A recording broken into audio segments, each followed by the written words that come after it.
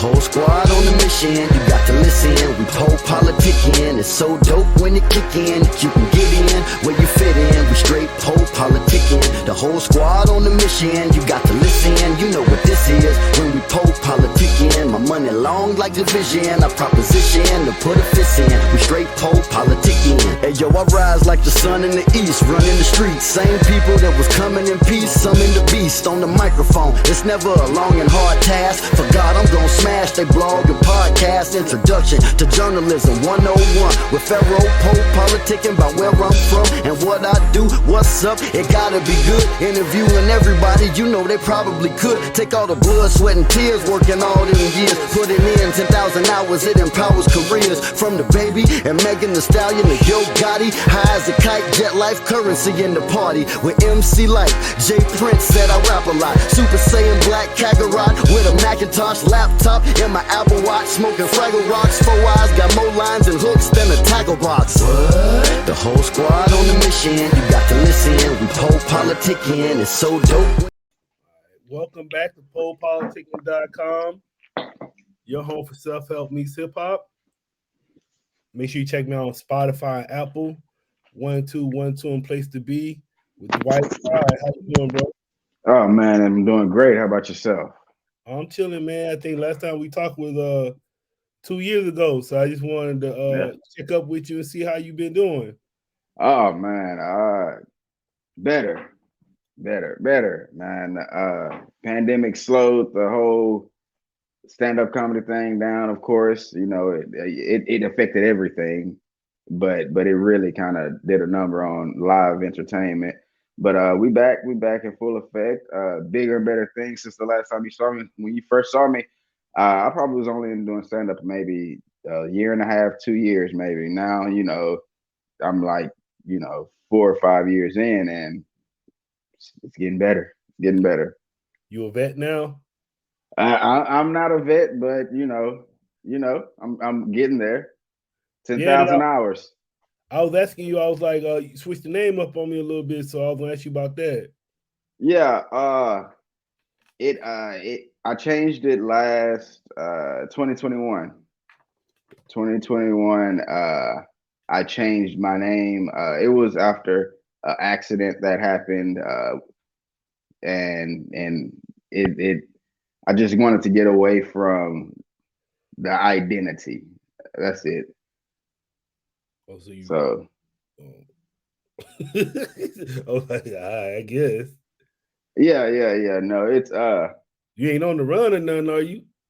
Shit, I'm on the run for this money. You feel me? That's the run I'm on. No, my 2 little sisters were killed in a boating accident in Dallas in July 4th of 2021. And I lost it. I lost my mind. You know what I'm saying? But I that's why I changed the name too, because it was like Dwight Woolrich was associated to them. It was associated to, I buried my mom 2012, so it was like I just wanted to disassociate myself with who I was. It was like I lost my mind, like, to a sense. And so I remember at my sister's funeral, I was like down, like my head was down, because your younger sibling's supposed to bury you. It's like a cycle. Like you bury your parents, then natural life. And I was down. I had my aunt, she came and like picked my head up and was like, hold your head up, like have some pride about yourself. And it didn't hit me till later on, but it was like, yeah, it more or less is like a mantra for me, is like the white have pride. You feel me? Like, I always remember to have pride in who you are and where you came from. Because I changed the name to kind of run from who I was and where I came from. But I ended up using that as like a mantra, like have pride for where you came from. So. Yeah, sorry to hear about your sisters, your family too. Oh, yeah. No, it's shit, it happens. But they say comedians are always like you know, like I ain't gonna lie, comedians really deal with a lot, but I think that's what makes us like them type of people. Because I'm really not good at talking to people. I'm not, but I'm good at uh expressing myself, and that's what comedy is just an expression of my thoughts and opinions. Mhm. And then anybody that missed the last interview, can you just give them a reintroduction? My name is Dwight Pryde. I'm a stand-up comedian. I'm originally from Dallas, Texas. I spent like 12 years in Houston. I went to school at Prairie View A&M University. I don't know if y'all ever heard of it. It's the HBCU. Then I moved out here in 2016. I started doing comedy like 2018. And 2019, I was like, I'm really going to do this. And I put everything else to the side, started doing stand-up comedy, and got a little traction 2020. And then, bam, pandemic happened. Shut everything down. Like any traction I had with anything just got. And so it wasn't like I knew how to pivot because I was so new to it. I didn't know where to pivot to. It was like, so, but everything kind of came back. All of the meetings I had with people like pre-pandemic, they hit me back and was like, "All right, we back open now. Let's sit down and have a meeting." And then So, you saying I'm out here. What's out here? oh, in LA, I'm in LA right now. I live in South Central LA. Okay. South Central. What city? Watts. Oh, how was that? You see how I said I had to whisper that to you? I was like, Hey, Watts. man, that shit. I remember I had joined the Marine. I joined the military, right? Yeah. That was like 20 years ago. So I'm from Mississippi, so I don't know nothing about nothing. The only thing I know, like, I know the names and movies. So I know like Yeah. Watts, Compton, South Central. So I know that shit. Yeah. So like one day, man, I was talking to this girl on Black Planet, right? And I'm in San Diego County, so I'm in Oceanside, Campton by the beach. Yeah. And then she like, oh, you want to come see me and my sister? And I'm like, all right, cool. Yeah. She I was like, where you live? And she was like, what? I'm like, what? I'm like, fuck. Then she was like, what, you scared? Then I was like, nah. So man, Yes. I don't know shit. I said, I told Bama, I bring me and a Mexican homie with me. So they tell me while we over there chilling with the girls, nigga, just about 4 or 5 niggas pull up on us, asking us where we from and all this shit, man. And I'm so naive, I still don't understand what's going on. But now, I'm like, fuck, what the fuck was I doing? Luckily, I think the girls gave us a G pass because them niggas was on us, boy. Like I said, I bring with me. I don't know no better. I'm just by myself, boy, chilling. They're like, you read, cuz, asking all these damn questions. Yep. Probably would have rolled on. I said, they probably just, the only reason they probably didn't roll on us because we was Marines. If we were saying something, we were just regular niggas, we probably would have got killed that day. But it was definitely pressing you. Now I'm saying, I ain't no, I'm just country, don't know nothing. Yeah, I put it like this. I live, my son, I have a son. Now he'll be 5 in 2 weeks. And I was going to get him a pizza right here at Pizza Hut.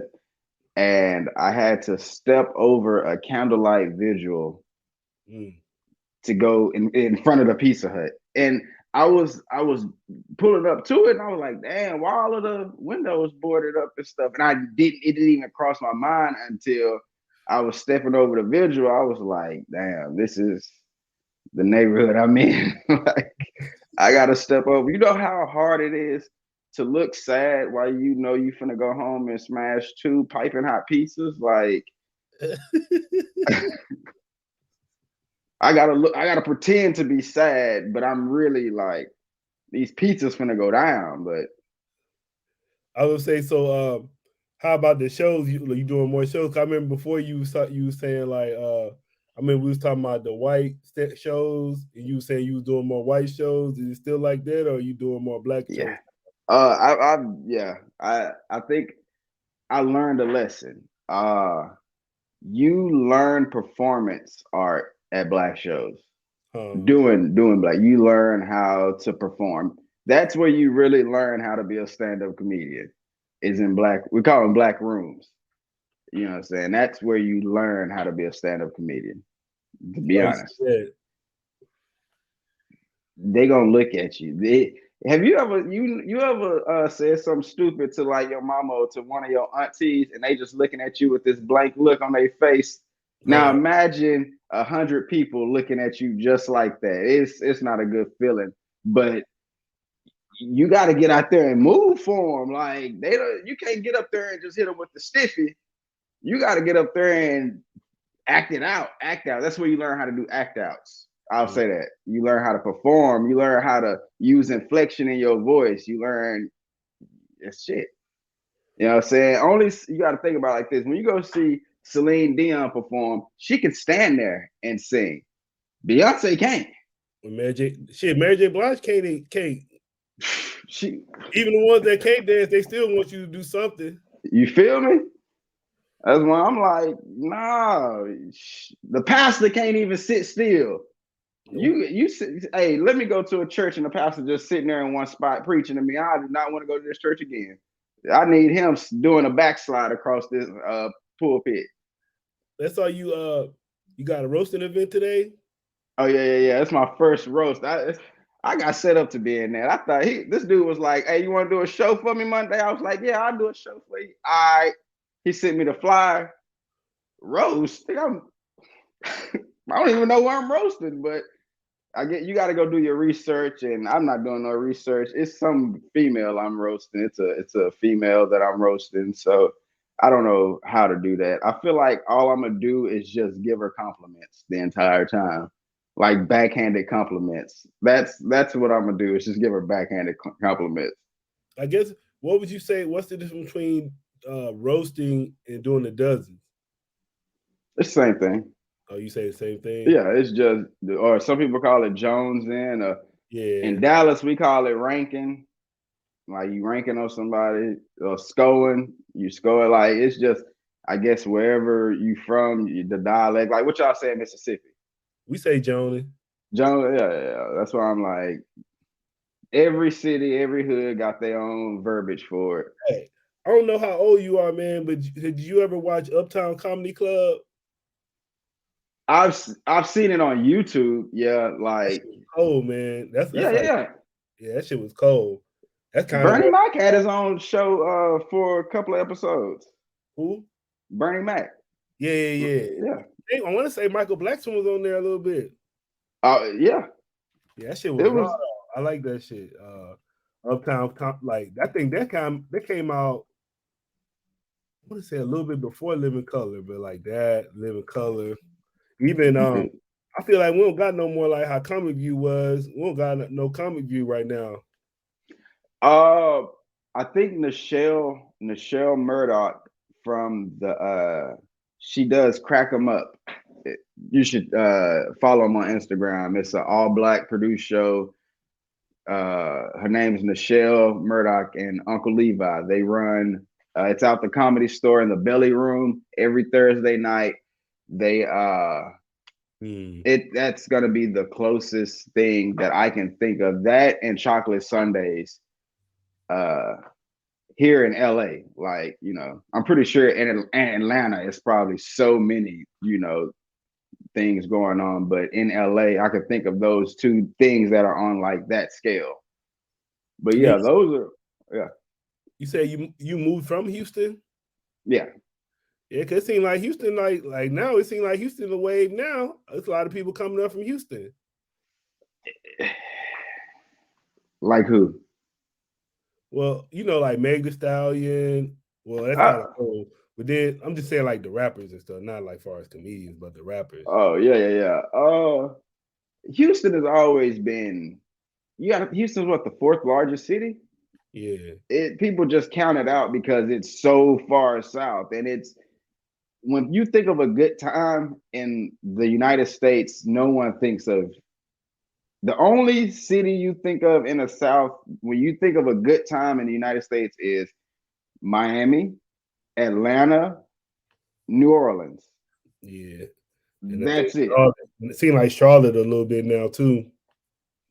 So that's why I'm like, nah. When you think of good times in the United States, you think of Vegas. You feel me? You think of LA. Yeah. So So is that why you moved out here? Is it like, was that your purpose? No, it was actually I was working in the kitchen. I was working for this company. They was like, "Hey, you want to go open one of our concepts in Santa Monica?" I was like, "Sure." And he was like, "All right, I'm gonna make a couple of calls real quick, and I'll get back to you." And he came back to me like 3 hours later and was like, "You'll be in LA next week." Yeah, and so I was in a relationship and 6 year relationship, and I didn't consider her feelings at the time, but I came home and was like, I'm moving to LA next week. And she was like, well, I'm pretty sure it's the last time I'll see you. And that was it. That was the last time we saw each other, you know. So You still think it was the right move? yeah, yeah. I'm not even gonna think about that one. Hey, who the homie you be having on your Instagram all the time now? Joy. Oh, the big guy. Yeah. Oh man, that's hey man, that's the neighborhood hero, man. He all the way South Central, man. Just yeah. His name Mar. Yeah, I was looking at when you was doing the Sunset Park. Because everybody knows that. Yeah, except for Except him. him. Yeah. Oh, so, Yeah, so y'all ain't related, so I thought it was your uncle or something. no, it's not. No. But no, we cool. We cool. Yeah, he's the neighborhood hero. Hey, so what you think? Yeah, I don't think I asked you about this because we weren't talking around that time. What you think about the Chris Rock and Will Smith thing? How that went down and just how it played out now? Even with Eddie Murphy, you know, they kind of everybody cracking jokes on him now. What you think about it? I think most people sided with Chris publicly, but then went back home to their woman and was like, I'd have slapped the shit out that nigga too. I mean, I'm gonna just keep it real. Like, people do that. Like, I know so many people publicly have one political view and get in that booth and vote for who the fuck they can I cuss? Oh, my bad. Yeah, And vote for who they want to vote for. Like, because you got to say what you got to say. you gotta save face. That's how it was with Trump the first time. I remember, man. I remember like everybody was talking about, yeah, Hillary. But then you'll talk to some of them white guys, and they'll be like, Trump ain't that bad. And what you mean by that? Then I'll say, you see that fool won. Yep. That's where I'm like, people have one. They have a public persona, and then they have their real persona, and so I'm like, everybody said the same thing. Oh, he was wrong. He was wrong. He was wrong for slapping him. And then got home and looked at their family and was like, if a nigga was talking shit about my wife, what you gonna do? Like, yeah, I think my whole thing about it was like, I'm looking at it like, I know they somewhat have a relationship and they know each other. I'm sure. So I'm looking at it like, man, you just try to embarrass me in front of TV just because that's what the powers that be want you to do instead of stepping in for your brother. Like, nah, I ain't gonna say that. So that's how I was looking at it. Like, man, he know what he was doing. Even now, like, it's like, why they always gotta like, you ain't gonna never hear a black man go clown a white person like that in front of everybody. We just do it to ourselves because I guess we thinking, okay, it's good because we doing it to ourselves. But you ain't gonna never. That shit don't happen with other race. You don't hear the white person putting down their people like that, but we do it all the time. Yeah. Or they write that joke. That's what I'm saying. He probably didn't write that shit, but he still said it. They do it. They just do it in a much smarter way. Like, the one that Chris Rock did was just it would have been along the lines of bullying if people really kind of think about it. You get what I'm saying? Like, she could have made a case of bullying out of that because it's consecutively. It wasn't just one time. When it's consecutive, that's bullying, right? So, I mean, some people can kind of look at Will Smith like he was that kid that stood up for the person who may have had a disability. Like, so like I said, everybody felt the way publicly, but then got home and was like, if a dude kept talking smack about my wife and I got kids, I gotta you embarrass me in public, I'm gonna embarrass you in public too. What the Bible say, if you deny me before your friends, I'll deny you before my Father. You know what I'm saying? That's why I be like, I don't know, maybe I'm just ignorant, but I be on that shit too. Yeah. I be the same way. I be like, shit. I'm like, you know how much money I done paid for this woman? That's an investment. You are disgracing you defaming my investment right now. So I would say, so what's next for you? What's next for you? Oh man, honestly, you're gonna see me on TV. You're gonna see me on TV. I'm gonna just keep it like that. You're gonna be doing a different interview, but it's gonna be in a much better location. It ain't gonna be in Washington no more. I'll just say, that's cool, man. Like my homie, like I was interviewing him back in the day was Ryan Davis. Like we did a couple like this. Yeah, we did a couple like this, and then he came out here and did a show. Now when did the show, we did it like outside the hotel room. I be seeing him on Insecure. Like I see him bubbling. So that's the plan, man. I was gonna ask you, like, how are you planning on doing it? Are you just gonna do it by shows, or are you trying to do more like the internet, DVDs? Like, what's the plan? No, literally shows like network type. Yeah, I my pen game got strong real quick. You know what I'm saying? I went from never writing a script ever in my life, like barely graduating high school type stuff, to like writing episodes of like a TV script, like just no formal training, no nothing, just YouTube videos. And then I have a lot of people, like stand-up comedians, who I'll be like, man, I want to write the script. They'd be like, oh, send me your email and I'll send you some material, like some learning material to help you. So many comedians are like that. They'll really try to help you. And one comedian, Kazim Rahman, I'm probably saying his name wrong, because Kazim Rahman, he sent me a bunch of material, like a bunch of stuff and videos and courses, and was like, here, look at this. And he was like, I'll send this to you, but just do me one favor, use it. He was like, I done sent this to over 70 comedians and 2 have actually produced the script. And when I saw him a couple of weeks ago, and I shook his hand and I thanked him. I was like, thank you for sending me that. And I showed him my pilot, and he said, you the third person out of over 70 people that's actually written a pilot. The third. That he was like, nobody does it. Nobody does. That's where every other race is beating us too.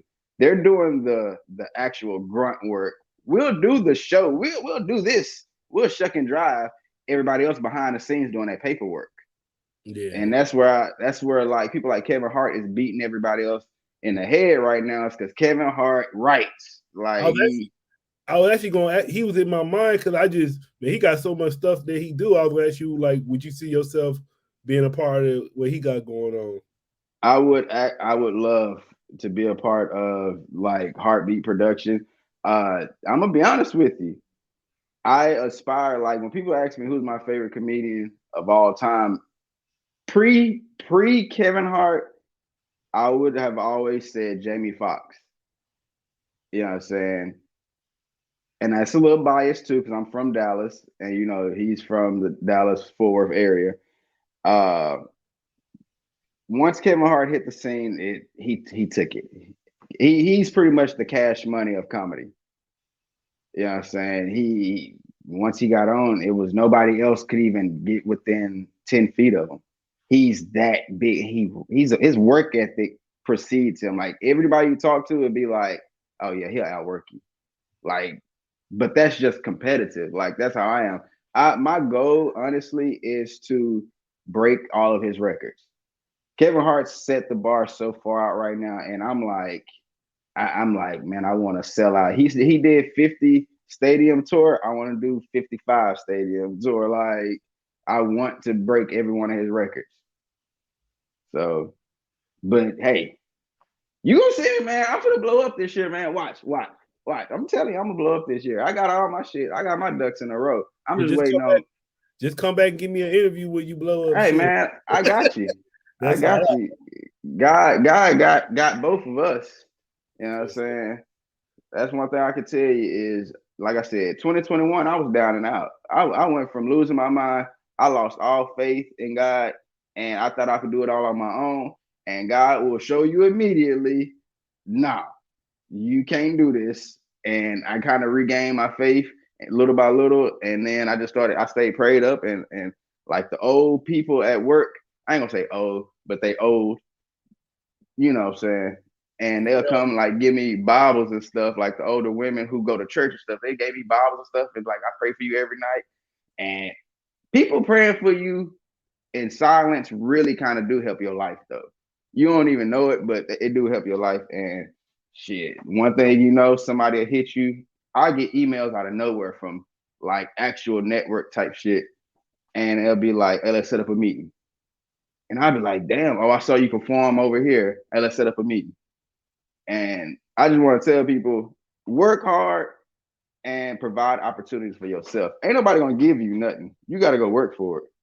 But it's out there. Opportunity is out there. It's enough money for everybody. But I'm just trying to get it all. You feel me?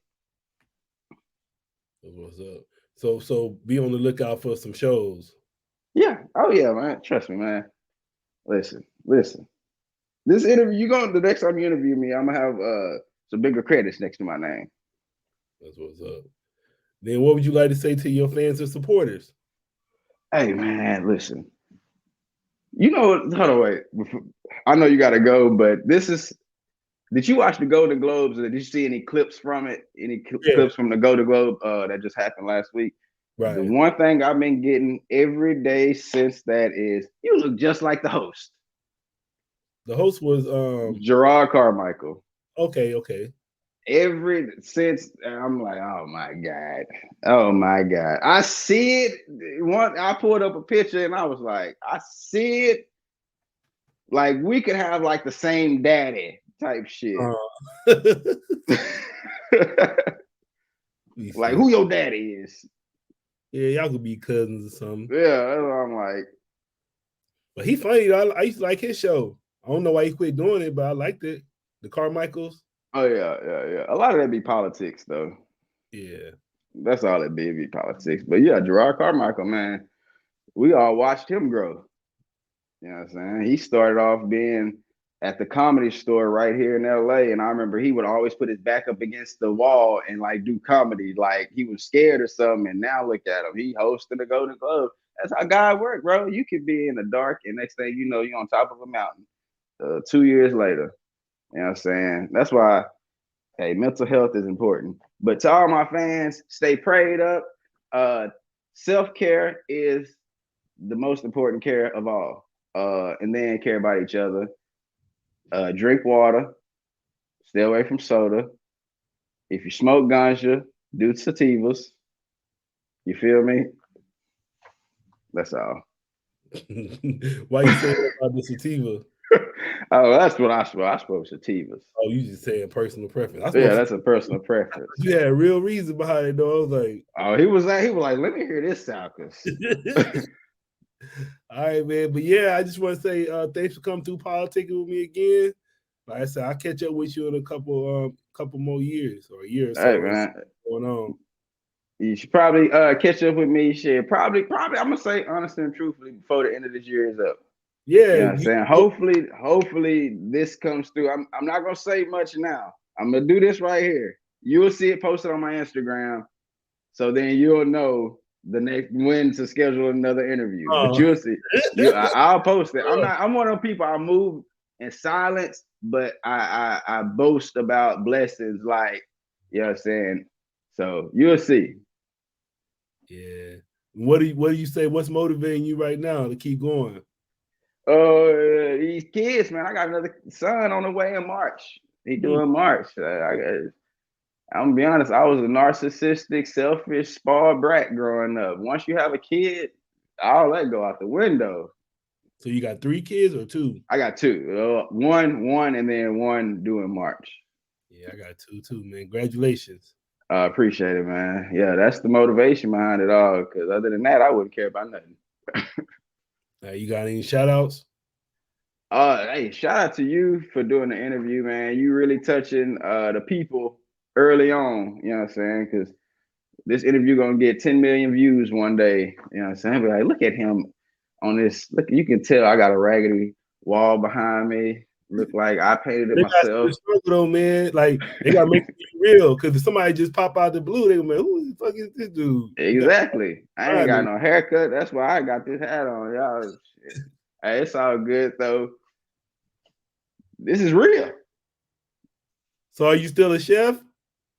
I do my thing. You know what I'm saying? I left that company and I took the plan B road. I left the management field and went straight just for the regular cook. I went from living up here in Santa Monica to getting pressed trying to go to the corner stove. But that's the sacrifice you make to come back up. You feel me? Yeah, you're right. So sacrifice. That's what life is about. Sacrifice. Man, what's your social media? At Dwight DWIGHT Pryde PRYDE on all platforms. All right, y'all. So we out till the next time.